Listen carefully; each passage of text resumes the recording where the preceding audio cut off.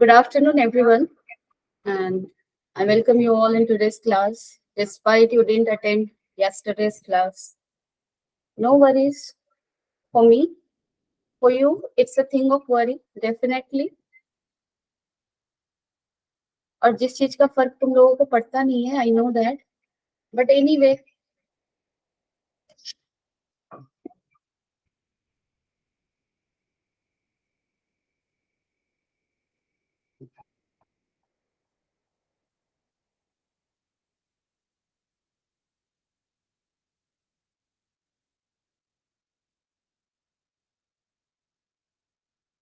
chalo. So today, largely in the class, I will discuss what? I will discuss LCR circuit. ठीक है?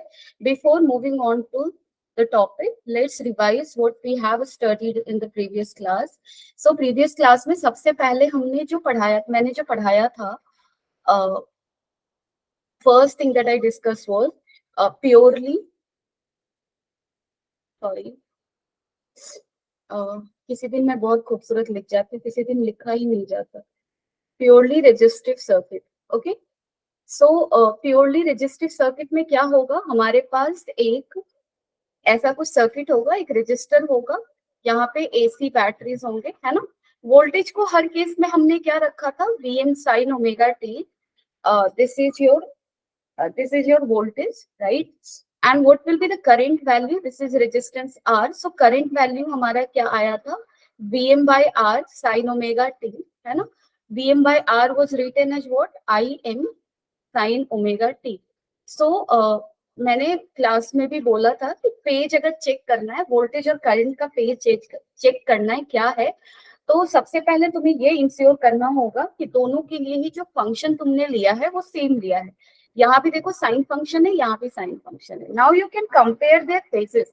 So just see, this is omega t and this is omega t. So phase of voltage is what? Omega t. Phase of current is what? Omega t. Both phases are same. That is why phase difference between voltage and current in purely resistive circuit is what? 0. And if you are going to draw the phasor, current and voltage, both will make at any time t same angle, that is plus omega t. So voltage and current phasor will be in the same direction. Then only their length will be different because amplitude उनका क्या है? Different है. Voltage का amplitude Vm है, current का amplitude In है ना. They may be equal according to whatever magnitudes you are taking for Vm and R, right? So ये हुआ. और यहाँ हमने क्या पढ़ा था? और पढ़ा था कि इस सर्किट में जो पावर होगा कंजम्पशन, वो कितना होगा? वो हमारा आया था VRMS IRMS, ये आया था. अगर तुम लोग क्लास में जो भी लोग होंगे, एक दो लोग जो भी थे, IRMS स्क्वायर R आया था. ठीक है. RMS करंट क्या था? RMS करंट IM से कैसे रिलेटेड था, यहाँ तक मैंने बताया था. सो IRMS को मैंने लिखा था IM by √2. ठीक है. और ये क्यों डिफाइन किया गया था? That I explained in detail in previous class. तो आज मैं बस इतना बता पाऊंगी. नेक्स्ट हमारा क्या था? नेक्स्ट था हमारा purely inductive circuit. Done. So in purely inductive circuit what was there? Circuit में हमारे पास एक इंडक्टर होगा और एक एसी बैटरी होगा. ठीक है. हर जगह हमने वोल्टेज को क्या लिया है? वोल्टेज को लिया है Vm sin ओमेगा टी. सो यहाँ भी सेम चीज लिखेंगे. ये इंडक्टर है, इसका इंडक्टेंस L ले लो. वोल्टेज हमारा ये है. करंट हमारा कितना आया था? करंट आया था हमारा Vm by XL sin omega t minus pi by 2. What was this XL? XL was your inductive reactance, है ना. XL हमारा क्या था? इंडक्टिव रिएक्टेंस था. इसका वैल्यू था ओमेगा L एंड इसका SI यूनिट था ओम, राइट. अगर हम लोग इसका फेजर बनाएंगे तो voltage phasor Vm sin omega t angle कितना बनाएगा? Omega t. Again we can compare their phases, क्योंकि हमने यहाँ पे जो भी फंक्शन लिया है वो साइन फंक्शन लिया है, राइट. सो इसका फेज ओमेगा टी है, इसका फेज कितना है? Omega T minus pi by 2. मैंने बोला था एंगल का मेजरमेंट यहाँ से करना है. ये थीटा इक्वल टू 0 लाइन है. प्लस एंगल लोगे तो एंटी क्लॉकवाइज जाओगे, माइनस एंगल लोगे क्लॉकवाइज जाओगे. Start measuring from here. So current phasor बनाने के लिए कितना एंगल लेना है? Omega T minus pi by 2. तो पहले प्लस में ओमेगा टी जाना है, फिर माइनस में कितना आना है? पाई by 2. So voltage phasor will, current phasor will be somewhere here. So current lags voltage by an angle of pi by 2, क्योंकि phase difference, current voltage का phase कितना है ओमेगा टी, current का phase कितना है omega T minus pi by 2, दोनों के बीच का डिफरेंस क्या है पाई by 2. So phase difference between current and voltage is how much, 90 degree. Current is behind the voltage. What was the power? Also in the previous section I discussed about this power. This is average power, ठीक है. And also here we are going to calculate average power, और ये हमारा कितना आया था, 0 आया था. Similarly we discussed purely capacitive circuit, है ना. So purely capacitive circuit में हमारा क्या होगा, एक हमारे पास कैपेसिटर होगा, और वो किससे कनेक्टेड होगा, वो कनेक्टेड होगा तुम्हारा एसी बैटरी से. अगेन बैटरी का वोल्टेज हम लोग हर जगह यही लेकर चलते हैं. सो यही लेना है Vm sin omega T. Current calculate किया था हमने, और करंट का वैल्यू हमारा आया था Vm बाई एक्सी sine omega T plus pi by 2 आया था, ठीक है. यहाँ पे एक्सी तुम्हारा क्या है, एक्सी है तुम्हारा कैपेसिटिव रिएक्टेंस, और इसका वैल्यू था 1 बाई ओमेगा सी. इसका भी एसआई यूनिट क्या होगा, ओम, क्योंकि ये रेजिस्टेंस बताता है, ठीक है. And this is called not resistance, this is called capacitive reactance. In case of inductor that was called inductive reactance. Okay, अगर हम लोग इसका फेजर बनाते हैं, फेजर कैसे बनाएंगे, current voltage phasor making an angle of omega T, current phasor omega T plus pi by 2. So somewhere here, अब देखो ये वोल्टेज फेजर है, ये करंट फेजर है. Current is leading the voltage bye an angle of pi by 2. Again here also average जो हमारा power आया था वो क्या आया था, 0. यानी कि बोथ कैपेसिटर एंड इंडक्टर के क्रॉस ऑन द एवरेज, अगर हमने बैटरी एसी लिया है तो पावर कंजम्पशन क्या होगा, 0 होगा in one cycle. Okay, on the average. अब देखो आरएमएस करंट कैलकुलेशन, जो कि मैंने कल के क्लास में बोला भी था, when I will start the class I will start with this. So it's here. RMS current का मतलब क्या होता है, देखो मैंने कल के क्लास में जो डिस्कस किया वहां पे डिस्कशन ये था कि अगर करंट ऐसा है आई एम साइन ओमेगा टी है, या फिर हमारा वोल्टेज ऐसा है, आरएमएस वोल्टेज भी होता है, ठीक है, जो कि मैंने कल डिस्कस किया था. सो अगर ऐसा फंक्शन है तो आरएमएस आई आरएमएस का वैल्यू कितना होगा, आई एम बाई रूट 2 होगा, ठीक है. उसी तरह से वी आर एम एस तुम्हारा क्या होगा, वी एम बाई रूट 2 होगा. डन. लेकिन अगर मुझे आई समथिंग, सपोज कर लो आई मुझे कुछ ऐसा दिया हुआ है, I is equal to a plus b sine omega t. Suppose how will you calculate it now. तो इसके लिए हमें क्या पता होना चाहिए कि आरएमएस निकाल कैसे सकते हैं, कैसे निकाल सकते हैं, दिस इज आरएमएस, राइट.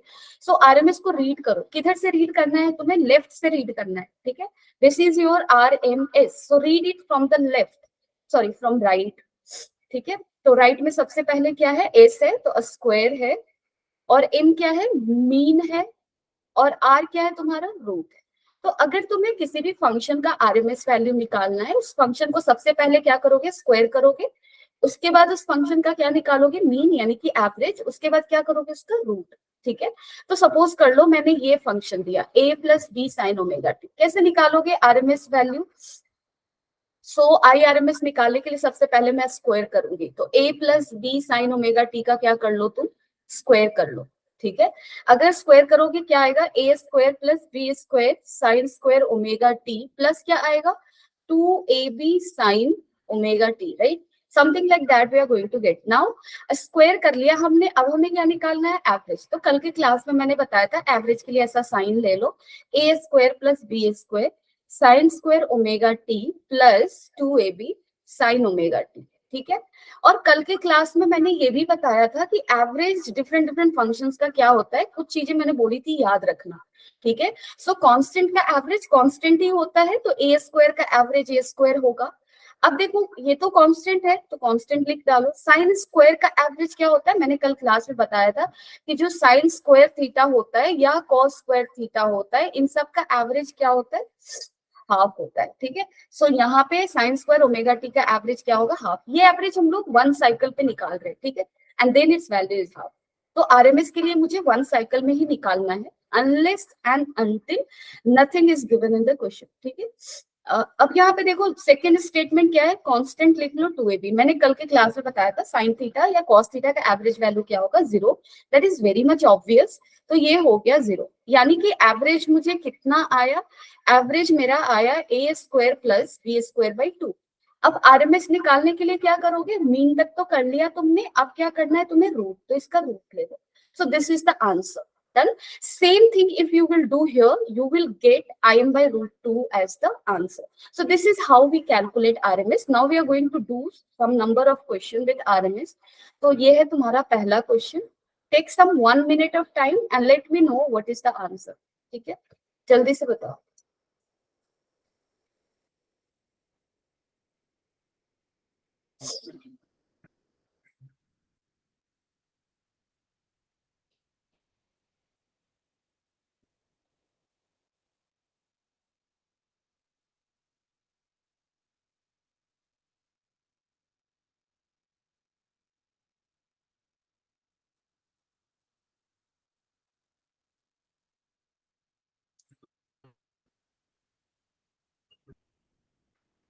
सभी लोग आंसर चैट सेक्शन में बताओगे, ठीक है।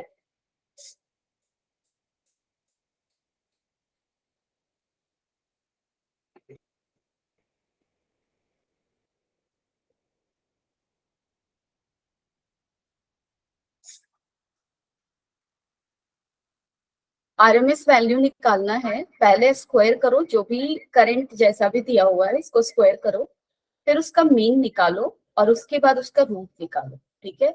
मीन निकालने का तरीका मैंने बताया कैसे निकालना, तो जल्दी से बताओ आंसर क्या आ रहा है। And don't be lazy in the class, I am telling you.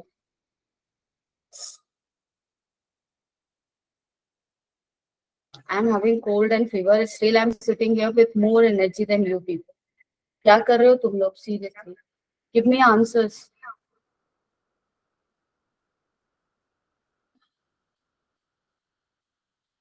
Uday, yes, very good. Others please come on. देखो आज के क्लास में मैं एक्चुअली एसी को कंप्लीट करना चाहती थी, रीजन बीइंग कि तुम लोगों का मिड टर्म स्टार्ट हो रहा है, सो आई वांटेड कि फर्स्ट पार्ट हमारा कंप्लीट हो जाए। मैं चाहती थी कुछ ईएम वेव का भी डिस्कस कर दूं, बट तुम लोगों ने साथ नहीं दिया एक्चुअली, तुम लोगों ने कल क्लास भी लेट आए, इस तरह से तुम लोग टाइम वेस्ट बहुत करते हो। Others please answer. Manish, Mahak, Hardik, okay Hardik, very good. कुछ नहीं करना, फंक्शन दिया हुआ है तुम्हें, स्क्वायर कर दो। सो इन इन दो टर्म्स का स्क्वायर करोगे, ए प्लस बी के स्क्वायर का फॉर्मूला पता होगा तुम लोगों को, a square plus b square plus 2ab cos theta. Just right it, okay. So if you are going to write it, sorry 2ab होगा, है ना। This is the formula. So a square मतलब क्या लिखोगे, i1 square cos square omega T plus i2 square cos square omega T plus क्या लिखोगे, 2i1 i2 sign omega T cos omega t, right. इसका क्या लेना है, एवरेज। एवरेज निकालो, इसका एवरेज क्या होगा, i1 स्क्वायर कॉन्स्टेंट है, i1 square cos square omega T का एवरेज क्या होता है, half. I two square cos square omega T का एवरेज हाफ। बचा ये टर्म। अब देखो ये है 2 sine omega T cos omega T को क्या लिख सकते हो, साइन 2 ओमेगा टी। सो अगर तुम थर्ड टर्म को ध्यान से देखो तो थर्ड टर्म को क्या लिख सकते हो, थर्ड टर्म को क्या लिख सकते हो तुम, 2i1 i2 sign 2 omega T, है ना। इसी का एवरेज करना है ना यहाँ पे थर्ड टर्म में। सो दिस इज कांस्टेंट, इसका एवरेज तो होगा 2i1 i2, लेकिन साइन फंक्शन है ये, साइन का सिंगल पावर, इसका एवरेज 0 हो जाएगा, तो ये तो कैंसिल हो। अब इसका क्या लोगे, रूट लोगे, ठीक है। अगर इसका रूट लोगे तो आंसर क्या आने वाला है, i1 square plus i2 square by 2, ठीक है, root over. So correct answer will be what? C. Very good. Now do this question. This is the last one in RMS. After that we will move on to LCR. ठीक है। एक question तुम्हारा यहाँ से होगा, like AC से, one question you will be getting, and that question will be very easy. So I will advise you to not leave it in the exam. Okay.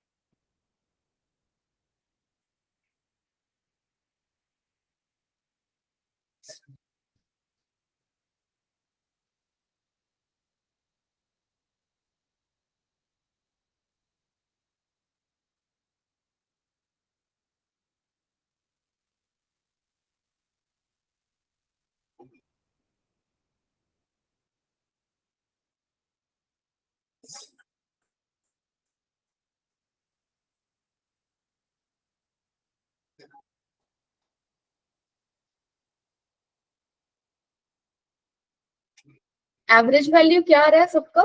Average बताओ पहले, क्योंकि दो वैल्यूज पूछी गई है ना क्वेश्चन में.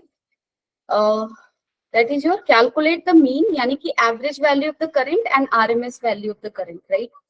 सो मीन मीन्स क्या निकालोगे इसका? एवरेज, है ना? Mean means average. So how much you are getting, let me no.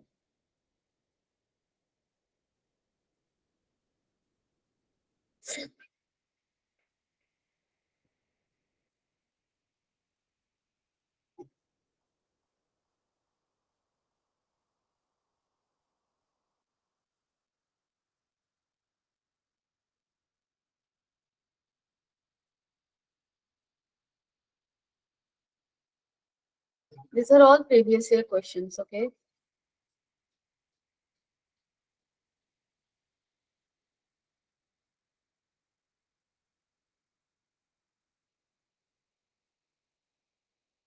Come on, anyone let me know what is the mean value of current you are getting. जैसे mean and RMS निकालना है over a period from 0 to t, यानी कि यहाँ तक average value of current क्या होगा? I versus t का ग्राफ दिया हुआ है. सो एवरेज वैल्यू का मतलब क्या होता है? Total value in that interval divided by time. How you calculate average? Sum of all values divided by number of things. जैसे you know how to calculate average, right?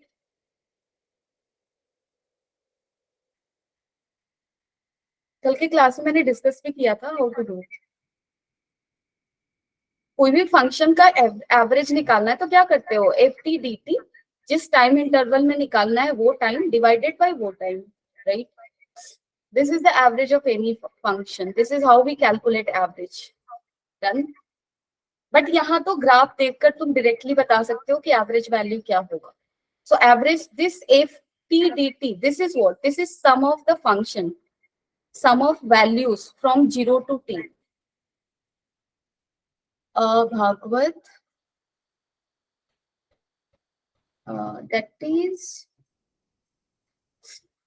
okay, ठीक है. But IRMS में तुम्हारा small t कैसे आ रहा है? Is it coming? देखो यहाँ पे तुम्हारा क्या है ना, इस क्वेश्चन में योर एप्टीट्यूड विल वर्क, कि तुम्हें एक्चुअली मैंने बता तो दिया साइन का एवरेज 0 होता है, साइन स्क्वायर का हाफ होता है, लेकिन और सारे फंक्शन होंगे तो कैसे निकालोगे? जैसे यहाँ पे I as a function of sine और कॉस नहीं दिया हुआ है. It is given in the term of time, right? 2I0 by t into time. Time is the variable here. So how you will calculate it? For that you must know the right way of calculating average. तो चलो करके देखते हैं, ठीक है? पहले मैं IRMS निकालती हूँ या फिर एक काम करती हूँ. एवरेज तो तुम लोगों को दिख रहा है ना. एवरेज वैल्यू क्या होगा? 0 से t टाइम तक तुम पहले देखो फंक्शन का वैल्यूज क्या है. 0 से t/2 तक ये वैल्यू है. इसका वैल्यू का मैग्नीट्यूड कितना होगा अगर निकालो तो? ट्रायंगल है ना ये, हाफ बेस इनटू हाइट करोगे.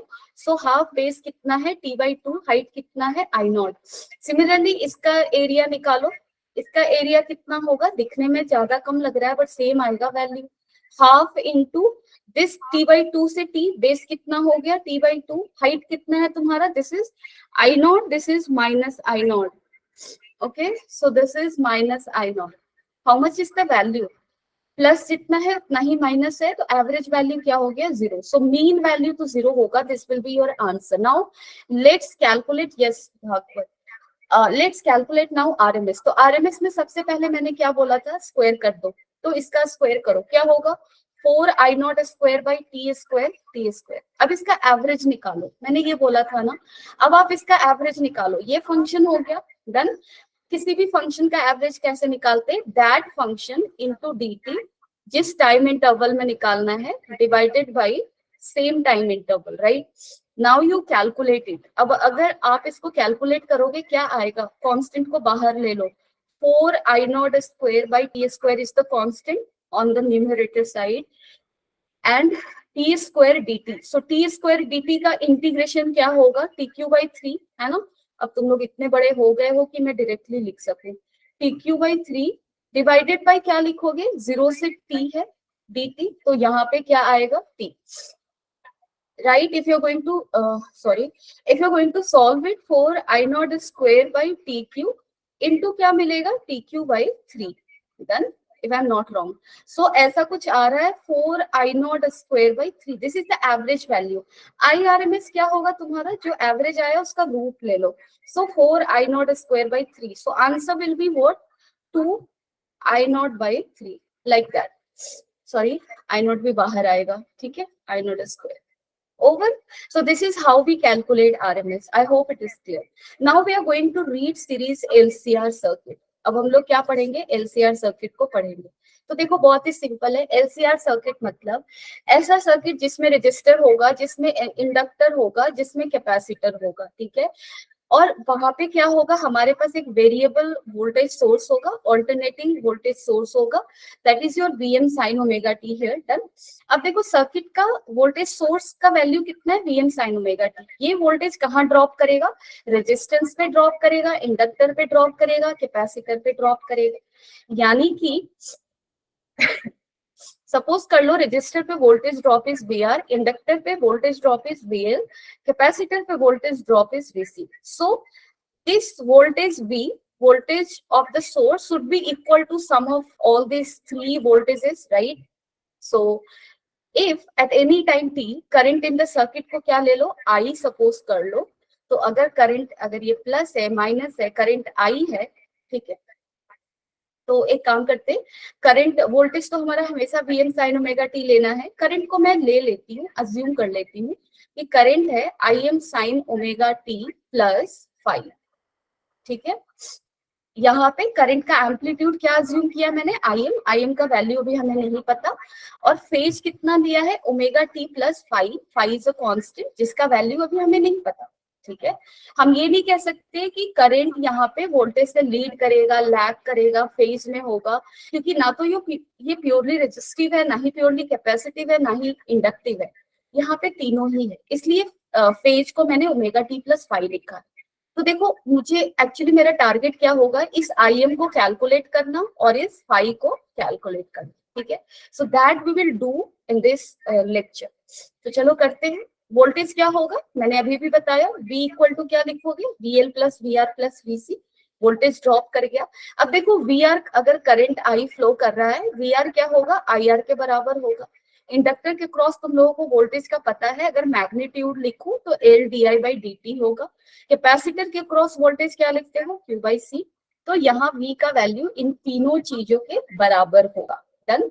और करंट को हमने क्या अज्यूम किया है? ये अज्यूम किया. हमें निकालना क्या है? Im और फाई.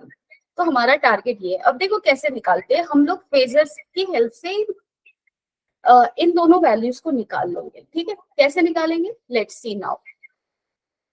अब देखो मैंने क्या किया ना, मैं फेजर बनाने जा रही हूँ, यानी कि करंट और वोल्टेज को ग्राफ में प्लॉट करने जा रही हूँ. तो सबसे पहले मैंने करंट फेजर को ड्रॉ कर दिया, ठीक है? सो करंट हमारा क्या था वैल्यू? तुम लोगों को याद होगा, Im sin omega T plus 5. So phase of current क्या है? Omega T plus 5. इसलिए इतने एंगल पे करंट फेजर को बना दिया. Done. This is current phasor. अब हमें क्या क्या ड्रॉ करना है इस सर्किट में? तो इस सर्किट में मैं ड्रॉ करके तुम लोगों को दिखाऊंगी VR, VC और VL. देखते हैं किधर किधर जाएगा, कैसे कैसे जाएगा. Let's see now. So VR is voltage across R and is parallel to I। ये मैं कैसे बोल रही हूँ, ये कैसे हो रहा है, क्योंकि तुम लोगों ने पढ़ा था प्योरली रेजिस्टिव सर्किट में। प्योरली रेजिस्टिव सर्किट में हमने क्या देखा था, हमने ये देखा था कि जो वोल्टेज था और जो सर्किट में करंट था, दोनों का फेज क्या था तुम्हारा, सेम था। करंट और वोल्टेज का फेज क्या था, सेम था। तो ये एक फैक्ट हो गया कि जो रजिस्टर के क्रॉस जो करंट होगा वो हमेशा वोल्टेज से क्या होगा, जो उसके क्रॉस जो वोल्टेज ड्रॉप होगा वो वोल्टेज ड्रॉप क्या होगा, करंट से फेज में होगा। ठीक है, सो VR किधर जाएगा तुम्हारा, VR will be along I, क्योंकि रजिस्टर के क्रॉस जो करंट होता है वो वोल्टेज से किस में होता है, फेज में होता है। डन। और रजिस्टर के क्रॉस हमने वोल्टेज को कितना माना है, VR। तो VR और I क्या होगा, फेज में होगा, इसलिए VR को मैंने किधर ड्रॉ कर दिया, करंट के डायरेक्शन में। VR जो वोल्टेज ड्रॉप है उसको कैसे, किधर फेजर बनाओगे तो किधर डायरेक्शन दोगे, करंट के डायरेक्शन में दोगे। ठीक है, नेक्स्ट इज, और VR N जो है maximum voltage drop across register क्या होगा, IMR, क्योंकि तुम्हारा देखो सर्किट ऐसा है ना, सर्किट ऐसा है। डन। अब यहाँ पे रजिस्टर के क्रॉस मैक्सिमम वोल्टेज ड्रॉप के लिए क्या होना चाहिए, करंट भी मैक्सिमम होना चाहिए। ठीक है, तो मैक्सिमम करंट इनटू R क्या हो जाएगा, maximum voltage drop across register, nothing big. अब यहाँ पे देखो, अब VL की बात करते हैं। तो VL में हमने क्या देखा था, तुम्हें याद होगा, purely inductive circuit. Purely inductive circuit में हमने देखा था कि जो करंट था वो लैग कर रहा था वोल्टेज से। कितने एंगल से लैग कर रहा था, π/2, यानी कि वोल्टेज आगे था π/2 से। डन। यानी कि अगर तुम VL बना रहे हो, अभी अभी सर्किट में हमने करंट फेजर तो इधर दिया है ना, तो अगर मुझे VL बनाना है तो VL और I के बीच में रिलेशन क्या होगा, वोल्टेज जो है वो लीड करेगा करंट से, करंट लैग करेगा 90 डिग्री से। तो VL को इधर बनाया, करंट से 90 डिग्री एंगल पे बनाएंगे और करंट से वो आगे होगा, इसलिए VL को इधर नहीं बनाया है। इधर होता तो वोल्टेज लैग कर जाता, लेकिन इंडक्टिव सर्किट में क्या होता है, वोल्टेज लीड करता है करंट से 90 डिग्री से। सो VL ऐसा बनाया। अब देखो VC कैसे बनाएंगे, अगर तुम लोग अभी से सोच पाओ तो VC में हमने देखा था, प्योरली कैपेसिटिव सर्किट में हमने देखा था कि करंट जो है वो क्या करता है तुम्हारा, वो लीड करता है वोल्टेज से 90 डिग्री से। तो VC डेफिनेटली इधर आना चाहिए, क्योंकि करंट क्या होता है, कैपेसिटर के क्रॉस जो करंट होगा वो VC से क्या करेगा, लीड करेगा 90 डिग्री से। सो VC should be like this. आगे हम लोग देखते, सो VC क्या होगा, लाइक दिस, समझ रहे हो। अगेन यहाँ पे PL मैक्सिमम कब होगा, जब करंट मैक्सिमम होगा, same things are this. And VC maximum कब होगा, जब तुम्हारा करंट मैक्सिमम होगा, IMX, है ना। यानी कि अभी तक हमारा समरी क्या दिखा, अभी तक हमारा समरी ये दिखा कि हमारे पास एक ऐसा है, एक कैपेसिटर है, एक इंडक्टर है, ठीक है, यहाँ पे हमारा बैटरी है। डन। अब देखो यहाँ पे क्या है, वोल्टेज ड्रॉप अक्रॉस रजिस्टर क्या होगा, IR, अक्रॉस कैपेसिटर क्या होगा, IXC, अक्रॉस इंडक्टर क्या होगा, IXL, क्योंकि XL था inductive reactance just like resistance and XC was capacitive reactance. तो वोल्टेज ड्रॉप अक्रॉस कैपेसिटर कैसे लिखोगे, IXC, अक्रॉस इंडक्टर कैसे लिखोगे, IXL, across resistor we already know IR। सो R को यहाँ पे रिप्लेस कौन कर रहा है, कैपेसिटर और इंडक्टर में, XC और XL। ठीक है, so I hope it is clear. अब देखो एक ही ग्राफ में हमने तीनों को बना दिया, ठीक है, VL इधर होगा, VC इधर होगा, I इधर होगा, VR करंट के डायरेक्शन में ही होगा। Done. And V will be equal to what, this we already have seen it. Now let's add it.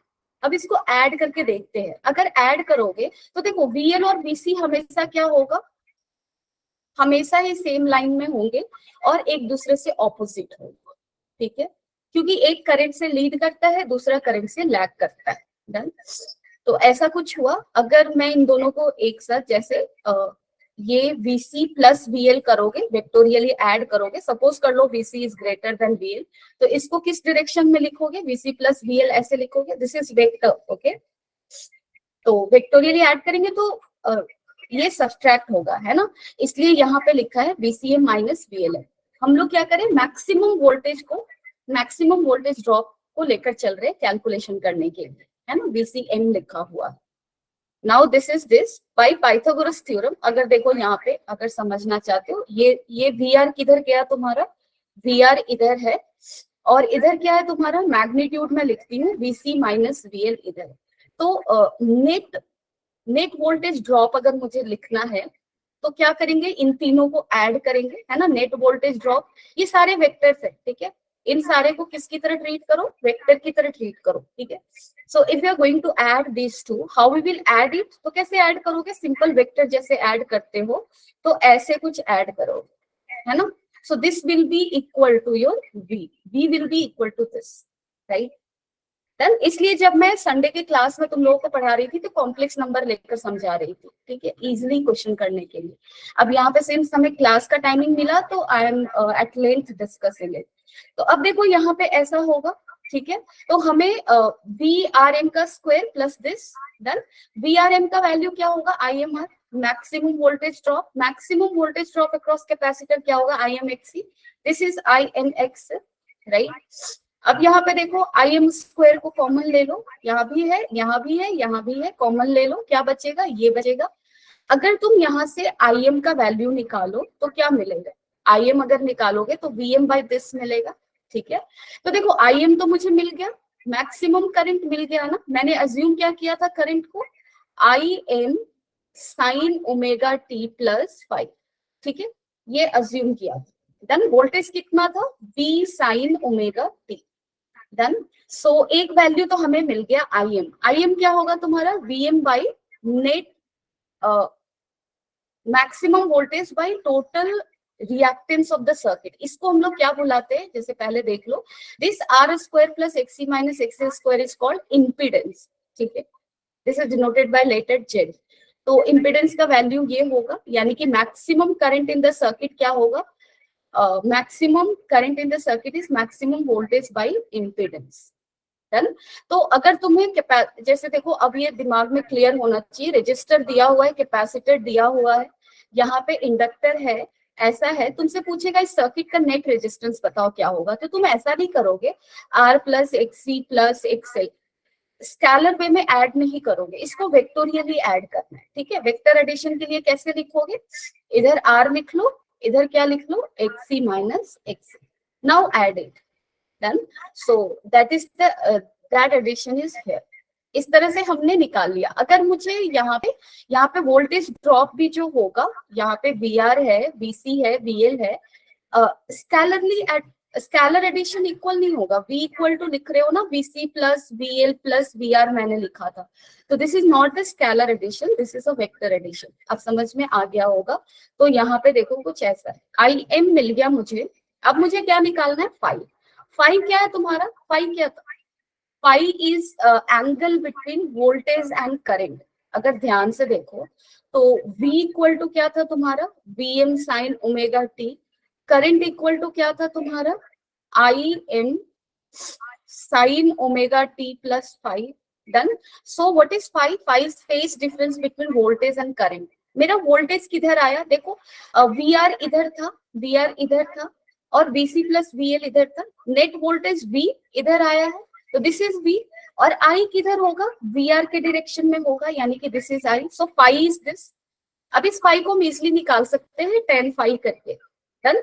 सो एक काम करते हैं, इस सर्किट को और इजिली रिप्रेजेंट कर दी, ठीक है। तो एक काम करो, ऐसे टेढ़ा दिख रहा है, अगर दिक्कत हो रही है समझने में तो ऐसे देखो, इधर है VR, ठीक है, इधर तुम्हारा क्या है, VC प्लस VL, इसका रिजल्टेंट क्या होगा, V होगा, ठीक है।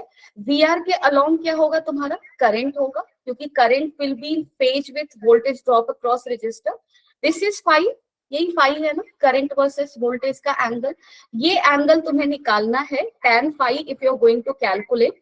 तो देखो वेक्टर को पैरेलली ट्रांसलेट कर सकते हैं, ये हो जाएगा VC minus VL, VCM minus VLM by VRM, that will be your tan phi। तो tan phi भी इजिली निकाल सकते हैं, डन। सो 5 भी मिल गया, यानी कि हमें सारा वेरिएबल मिल गया, करंट का वैल्यू हमने क्या किया, निकाल लिया। अब तुम्हें याद क्या रखना है, तुम्हें ये वाला ट्रायंगल याद रखना है, अलोंग y एक्सिस क्या लिखने जा रहे हो तुम, ऐसे लिख सकते हो, v को भी अलोंग y, r को भी अलोंग y एक्सिस लिख सकते हो, बट जनरली हम लोग ऐसे लिखते हैं, xc माइनस xl इधर लेते, इधर r लेते, ठीक है। इनका रिजल्टेंट किधर होगा, इधर, ठीक है। ये सर सॉरी ये जो बनाया है ना हमने, ये रेजिस्टेंस के लिए बनाया, ये हमारा जेड मिल जाएगा, ठीक है। इन दोनों का रिजल्टेंट क्या होगा, जेड होगा। सेम सर्किट हम लोग वोल्टेज के लिए बना सकते हैं, this is V R, then this is VC minus VL. Net voltage किधर हो जाएगा, इधर हो जाएगा, ठीक है। करंट किधर होगा, इधर होगा, वी आर के क्रॉस होगा, ये एंगल क्या हो जाएगा, फाइव। तो इस तरह से ये चीजें अब क्लियर होनी चाहिए। आई hope it is clear. Anyone having any doubt in understanding LCR circuit? LCR circuit में अगर तुम्हें जेड निकालना हो, फाई निकालना हो, आई एम निकालना हो, निकाल लोगे?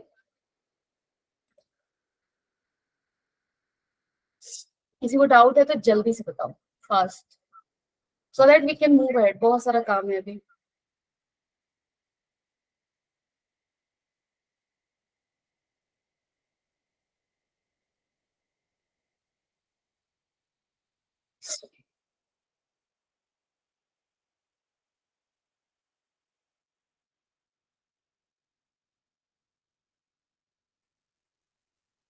तुम लोग मत बोलो, अब मैं जा रही हूँ आगे। तुम लोग बोलते ही हो, seriously you waste lots of time. Now what will happen if xc is greater than xl, phi is positive, phi क्या होगा, अगर xc greater than xl है, जैसे tan phi तुम्हारा क्या आया था, xc minus xl by r, है ना। tan phi ऐसे लिख सकते हैं, या tan phi को क्या लिखोगे, vc minus vl by vr, कुछ भी लिखो, done. So if xc is greater than xl, phi is positive, तो करंट सर्किट क्या हो जाएगा, कैपेसिटिव इन नेचर होगा, क्योंकि xc is greater than XL, ठीक है। अगर तुम्हारा सेकंड केस हुआ x is less than XL, उस केस में फाई नेगेटिव होगा और सर्किट क्या होगा, इंडक्टिव इन नेचर होगा। कहने का मतलब क्या है, इंडक्टिव इन नेचर या कैपेसिटिव इन नेचर, कहने का मतलब क्या है, अगर तुम्हारा सर्किट कैपेसिटिव इन नेचर है तो करंट क्या करेगा, तुम्हें करंट लीड करेगा वोल्टेज को, ठीक है। अगर 90 डिग्री से नहीं, पाई एंगल से, ठीक है। अगर तुम्हारा ये इंडक्टिव इन नेचर है तो करंट क्या करेगा, लैग करेगा वोल्टेज से, ठीक है। और अगर तुम्हारा XC इक्वल टू XL है तो फाई क्या हो जाएगा, जीरो, क्योंकि tan फाई क्या लिखोगे, XC minus XL by R। If this is zero, then tan phi is zero, phi is zero. In that case, what will happen? Circuit is purely resistive हो जाएगा, और यहाँ पे तुम्हारा current and voltage will be in phase, will be in what phase, phi zero हो गया, दोनों के बीच का phase क्या हो गया, सेम। यानी कि एलसीआर सर्किट में एल भी होगा, सी भी होगा, आर भी होगा, तीनों का होना जरूरी है। बट तीनों के होते हुए भी सर्किट जो है कैपेसिटिव इन नेचर हो सकता है, इंडक्टिव इन नेचर हो सकता है, प्योरली रेजिस्टिव इन नेचर भी हो सकता है, ठीक है। बट प्योरली कैपेसिटिव और प्योरली इंडक्टिव नहीं हो सकता। नाउ वी विल लर्न, किसी को देखो डाउट है तो बता दिया करो, ठीक है। रेजोनेंस वी विल रीड, जैसे रेजोनेंस तुमने फिजिक्स ये में पढ़ा होगा जब तुम लोग मैकेनिक्स पढ़ रहे होंगे, है ना। सो रेजोनेंस, जैसे ये यहाँ पे देखो, she is there on the swing, क्या होगा यहाँ पे, ये जो झूला है ना, इसका एक नेचुरल फ्रीक्वेंसी होगा, ठीक है। सपोज कर लो इसका नेचुरल फ्रीक्वेंसी एफ नॉट है, डन। नेचर में हर ऑक्सीलेटिंग चीज का एक नेचुरल फ्रीक्वेंसी होता है, ठीक है। अगर इसी नेचुरल फ्रीक्वेंसी से इस पर्सन को कोई पुश करता है, कोई इसको फोर्स देता है इसी नेचुरल फ्रीक्वेंसी से, तो ये कितनी दूर तक जाएगी, वो मैक्सिमम हो जाएगा। मतलब इस the chance of her rising higher and higher is more if somebody is pushing her with a force that is oscillating with frequency f naught, because f naught is the natural frequency of this swing. So what will happen, अगर इस natural frequency के force से कोई इसको push करता है तो ये मैक्सिमम एम्पलीट्यूड को अचीव करेगा, ठीक है। ये हमने पढ़ा था और उसको हमने बताया था रेजोनेंस, है ना। सो रेजोनेंस कब हो रहा था यहाँ पे, जब हम लोग एक्सटर्नल फोर्स की फ्रीक्वेंसी इसके नेचुरल फ्रीक्वेंसी के बराबर रखा था हमने, है ना। सिमिलरली जो हमारे पास एलसीआर सर्किट है, ये जो एलसीआर सर्किट है ये भी क्या एग्जिबिट करता है, ये भी रेजोनेंस एग्जिबिट करेगा। यहाँ पे रेजोनेंस का मतलब क्या है, यहाँ पे रेजोनेंस का मतलब क्या था कि अगर पर्सन यहाँ खड़ा है तो वो मैक्सिमम कितने दूर तक जाता है, तो सपोज करो यहाँ तक जाता है और बैक साइड में भी यहाँ तक जाएगा, सो दिस इज द एम्पलीट्यूड, है ना, this is amplitude. So resonance, यहाँ पे रेजोनेंस का मतलब क्या हुआ, मैक्सिमम एम्पलीट्यूड। यहाँ पे रेजोनेंस का मतलब क्या होगा, मैक्सिमम करंट। ठीक है, सो एलसीआर सर्किट को रेजोनेंस में हम कब बोलेंगे, जब वो मैक्सिमम करंट को अचीव करेगा। और वो मैक्सिमम करंट को कब अचीव करेगा, एक सर्टेन नेचुरल फ्रीक्वेंसी पे। वो फ्रीक्वेंसी क्या होगी, that we will see now. So अगर तुम करंट की बात करो एलसीआर सर्किट में, तो अभी अभी हमने देखा जो करंट होता है, मैक्सिमम करंट को मैंने क्या लिखा था, Vm बाई जेड, जेड का वैल्यू क्या था, R square plus XC minus XL का स्क्वायर। अगर तुम्हें Im को मैक्स करना है, अगर इसको मैक्स करना है, क्या करोगे, वी एम तो फिक्स है, एम्पलीट्यूड ऑफ वोल्टेज तो फिक्स है, we can't change it, right, and so we can't increase it, but we can do something to the denominator, can we do? अब देखो रेजिस्टेंस तो फिक्स है, register तो मुझे रखना ही रखना है, इसके बिना एलसीआर सर्किट नहीं बनेगा, सी भी रखना है, एल भी रखना है, लेकिन एक काम कर सकते हैं, एक्सी और एक्सएल को इक्वल कर सकते हैं, सो दैट डिनोमिनेटर मिनिमम होगा। अगर डिनोमिनेटर मिनिमम है तो ये आई एम मैक्स हो जाएगा, यानी कि आई एम मैक्स कब होगा, जब XC is equal to XL. XC का वैल्यू क्या है, 1/ओमेगा सी, एक्सएल क्या है, omega L, so omega square क्या हो गया, 1/एल। सो कौन सी फ्रीक्वेंसी पे तुम्हारा करंट मैक्सिमम होगा, इस फ्रीक्वेंसी पे। तो अगर इस फ्रीक्वेंसी का वोल्टेज इस सर्किट में फीड किया जाए तो सर्किट हमारा रेजोनेंस को अटेन करेगा, यानी कि मैक्सिमम करंट क्या हो जाएगा, मैक्सिमाइज हो जाएगा। एंड मैक्सिमम करंट का वैल्यू कितना होगा, आई नोड को अगर मैं मैक्स कर दूं तो कितना जाएगा, ये Vm/R। ठीक है, सो this is resonance, right. I hope resonance समझ में आया होगा तुम लोगों को। अब एक टर्म है शार्पनेस ऑफ रेजोनेंस, इसका क्या मतलब है, कौन सा रेजोनेंस कितना शार्प, इसका क्या मतलब है, देखते हैं। सो यहाँ पे मैंने ग्राफ बनाया है करंट वर्सेस ओमेगा का, ठीक है। अब देखो मैंने 3 ग्राफ बनाए हैं, इस 3 ग्राफ का क्या मतलब है, इस 3 ग्राफ का मतलब ये है कि मैंने 3 एलसीआर सर्किट लिए, ठीक है। पहले एलसीआर सर्किट में रेजिस्टेंस R1 लिया है, सेकंड में R2 लिया है, थर्ड में R3 लिया है। अगर अभी अभी मैंने बताया कि जो एम्पलीट्यूड ऑफ करंट था उसका मैक्सिमम वैल्यू कितना आया था, आई नॉट मैक्स की बात कर रही हूं मैं, वो कितना आया था, V0/R, ठीक है। सो V0/R को मैक्सिमाइज करने का क्या तरीका है, ये मैक्सिमम कब होगा, जब R तुम्हारा क्या होगा, मिनिमम होगा, है ना। अगर रेजिस्टर का रेजिस्टेंस का वैल्यू कम से कम होगा तो आई नॉट मैक्स भी क्या होगा, कम से कम होगा। तो सपोज कर लो मैंने 3 एलसीआर सर्किट्स लिए, तीनों ही रेजोनेंस में है, किस केस में जो आई नॉट मैक्स का वैल्यू होगा वो सबसे ज्यादा होगा, जिस केस में रेजिस्टेंस क्या होगा, मिनिमम होगा। तो तुम यहाँ पे ध्यान से देखो, जो सी का केस है, यहाँ पे तुम्हारा करंट मैक्सिमम कितना दिख रहा है, ये दिख रहा है ना। बी के केस में करंट मैक्सिमम ये दिख रहा है, और सी के केस में करंट मैक्सिमम ये दिख रहा है, सॉरी ए के केस में। डन।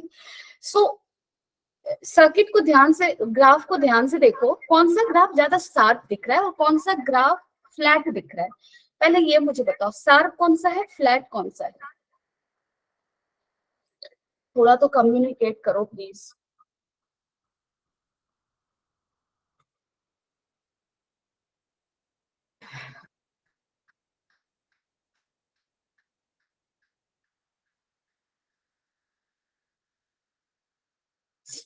कौन सी ग्राफ शार्प है, शार्प मतलब तो समझते हो ना, कौन सा फ्लैट है ये बताओ।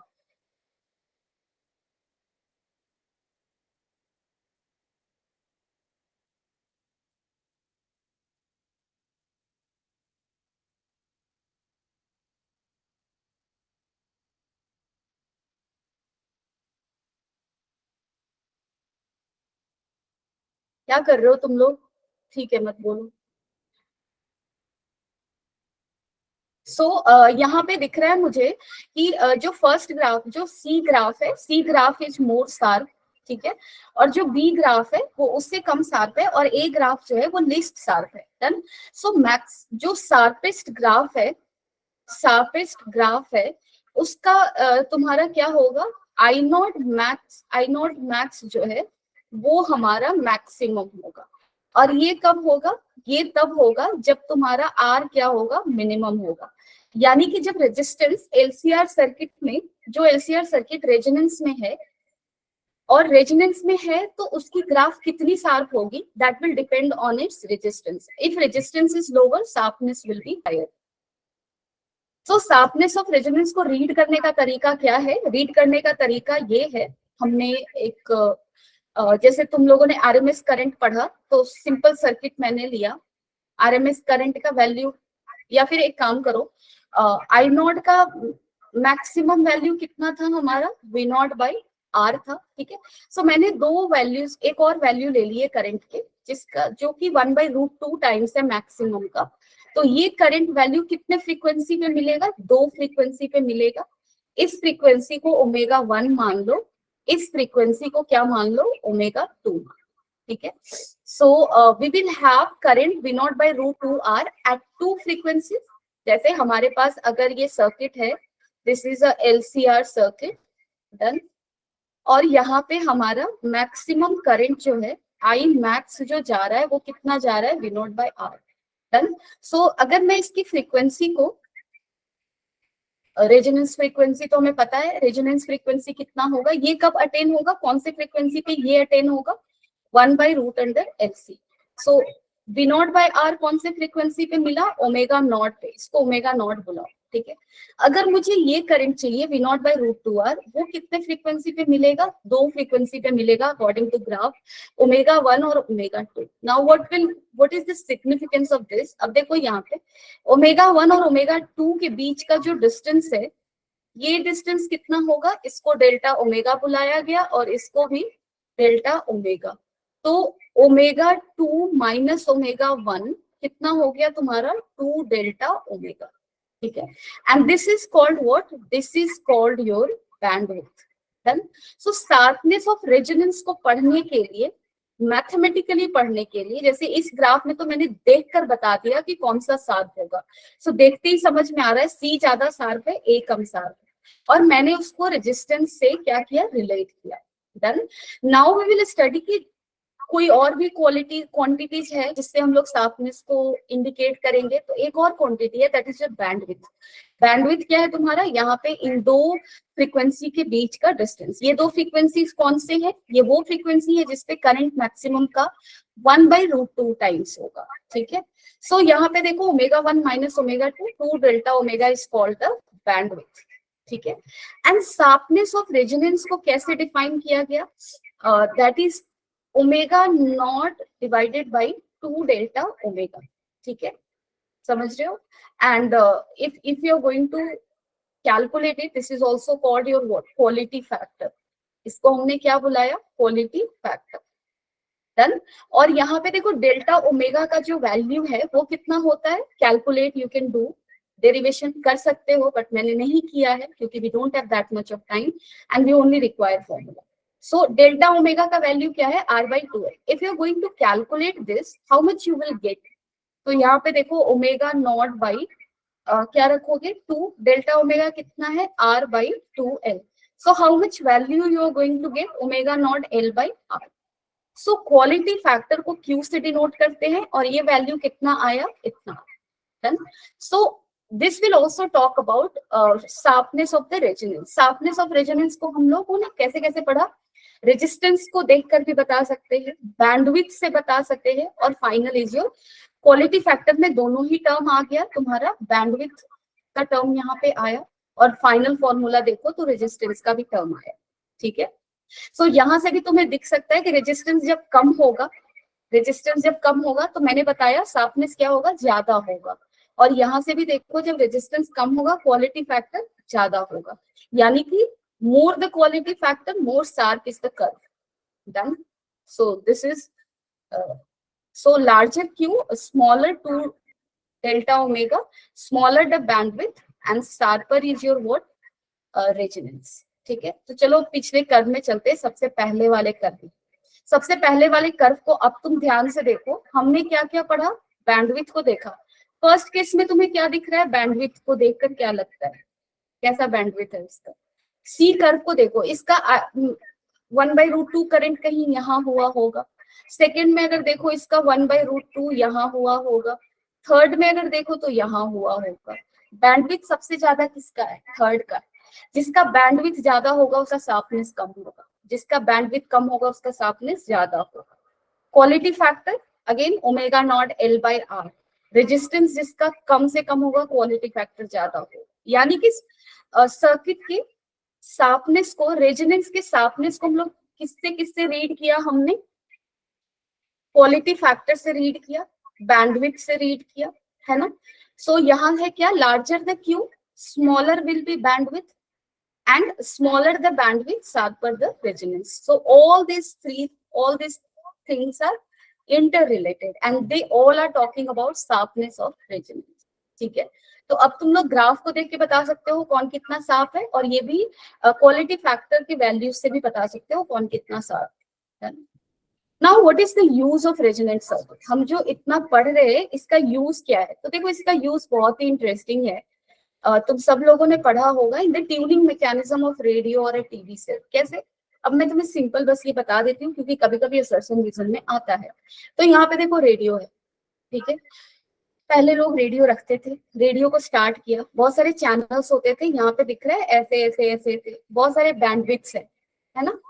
तो ट्यून करने में, ट्यूनिंग मैकेनिज्म में हम लोग एलसीआर सर्किट को यूज करते थे। इसको चलो लेमैन टर्म में समझते हैं। सपोज कर लो तुम्हारे टाउन का ये एंटीना है, रेडियो एंटीना है, यहाँ पे बीबीसी से प्रोग्राम आ रहा है, सीएनएन से प्रोग्राम आया, सपोज कर लो दिल्ली से प्रोग्राम ब्रॉडकास्ट हो रहा है और बहुत सारे स्टेट से हो रहा है, ठीक है। तुम घर में बैठे हो, तुम्हें कौन सा सुनना है, तुम्हें बीबीसी सुननी है, तुम क्या करोगे, चैनल को चेंज करोगे, ठीक है। जो रेडियो काफी अच्छे होते हैं ना, उनकी एलसीआर सर्किट की ट्यूनिंग बहुत अच्छी होती है। कहने का मतलब कि जैसे ही उसको थोड़ा सा टर्न करोगे ना, ये जो ब्लैक वाला पार्ट है इसको थोड़ा सा टर्न करोगे तो तुम्हारा एक जल्दी से एक दूसरा स्टेशन कैच कर लेता है ना। ऐसा क्यों हो रहा है, क्योंकि यहाँ पे कम बैंडविड्थ पे लाइक जैसे हमारे पास इतने रेंज का फ्रीक्वेंसी है, F1 से F2 रेंज का, इसी के अंदर सबको रखना है ना, इसी के अंदर सबको रखना है। तो जैसे बीबीसी को सर्टेन बैंडविड्थ प्रोवाइड करेंगे, है ना, सीएनएन को सर्टेन बैंडविड्थ दिया जाएगा। अगर वो बैंडविड्थ तुम्हारा क्या है, छोटे से एरिया में कंटेन किया जा सकता है, तो हमारी तो इतने फ्रीक्वेंसी रेंज में बहुत सारे प्रोग्राम्स को अकोमोडेट किया जा सकता है, ठीक है। और बैंडविड्थ कम करने के लिए हमें क्या करना होगा, एलसीआर सर्किट को इस तरह का लेना होगा जिसका रेजोनेंस कर्व क्या हो, शार्प हो, है ना। तो हम लोग ऐसे एलसीआर सर्किट को इस तरह से सिलेक्ट करते हैं जिसका क्वालिटी फैक्टर क्या हो, अच्छा हो, तभी ट्यूनिंग अच्छी होगी। नहीं तो क्या होगा, कभी कभी जो रेडियो खराब होता है ना, उसमें तुम बहुत देर तक उसको घुमाए, बहुत लंबे समय तक कोई स्टेशन कैच ही नहीं किया, है ना, क्योंकि इसका बैंडविड्थ बहुत बड़ा है। बड़ा इन द सेंस कि वैक्यूम जैसा है, उसके बीच में कुछ भी नहीं है। डन। तो एलसीआर सर्किट यहाँ पे यूज होता है ट्यूनिंग मैकेनिज्म में। बेसिकली हम लोग करते ये हैं कि कैपेसिटेंस को चेंज करते रहते हैं और इस तरह से चेंज करते हैं कि वो जल्दी से रेजोनेंस को अचीव कर ले। तुम्हें याद कुछ नहीं रखना है, तुम्हें याद ये रखना है कि रेजोनेंट सर्किट का यूज होता है ट्यूनिंग मैकेनिज्म में। कैसे यूज करते हैं, so we basically use LCR circuit whose quality factor is better so that we can tune it like quite readily, okay। सो इस तरह से करते हैं। अब देखो पावर इन एलसीआर सर्किट क्या होगा। पावर हमने पढ़ा था, पावर को क्या लिखते हैं, V इंटू आई। तो V को हमने क्या लिखा था, V not sign omega T.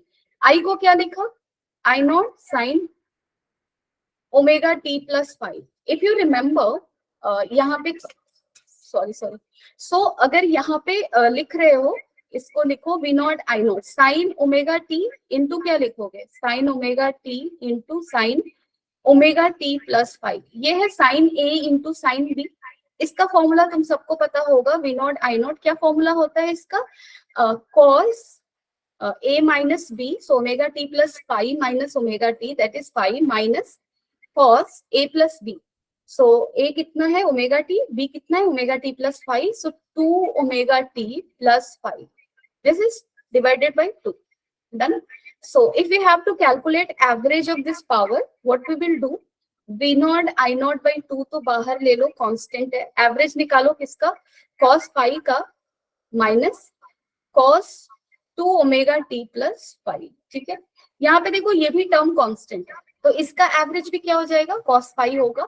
यहाँ पे ये वेरिएबल है, टाइम पे डिपेंड कर रहा है, cos का एवरेज क्या होता है 0. सो एवरेज पावर हमारा क्या हो गया, v naught I naught by 2 cos phi. अब इस एवरेज पावर को तुम क्या लिख सकते हो, एवरेज पावर हमारा कितना आया, v naught I naught by 2 cos phi. इसको क्या लिख सकते हो, v not by root 2 I naught by root 2 cos phi, and this is what, this is your IRMS and this is your VRMS. क्योंकि अगर I naught sin omega t plus phi है तो उसका RMS value I naught by root 2 होगा. V अगर V naught sin omega t है तो उसका RMS वैल्यू कितना होगा, V naught by root 2 cos phi. And this cos phi is called power factor. इसी को हम क्या बुलाते हैं, इसको बुलाते हैं power factor. So this is all LCR circuit done. Up to power I discussed. Only thing left is your LC oscillation that I wanted to discuss. That you can read also, क्योंकि अब तक मैंने alternating current में बहुत चीज पढ़ा दिया है. So now you can easily understand the circuit. अगर तुम लोग willing हो तो खुद से भी पढ़ सकते हो, but वो तुम लोग करोगे नहीं, तुम लोग का डेडिकेशन देख के समझ में आ रहा है मुझे. Anyway, अगेन मेरा काम है अच्छी बातें बोल जाना, तुम्हारा काम है अच्छी बातों को एक्सेप्ट नहीं करना. सो वही करना, मैं भी वही करूंगी. तो मैंने भी बोल दिया, एलसी ऑक्सिलेशन पढ़ लेना, ट्रांसफार्मर पढ़ लेना, कर लोगे तो ठीक है, नहीं करोगे तो नेक्स्ट क्लास जब भी होगी I will try to cover it, but I will love to start after your mid term with ray optics. ठीक है, so do lots of question and all the best for your mid term. अच्छे से पढ़ो, mid term का जो भी timing मिल रहा है, don't waste your time, use your time in going through the syllabus. जो भी एग्जाम में आ रहा है सही से पढ़ो, ऑनेस्टली पढ़ो, टाइम को यूज करो. ठीक है, बाय बाय, टेक केयर, फिर मिलते हैं.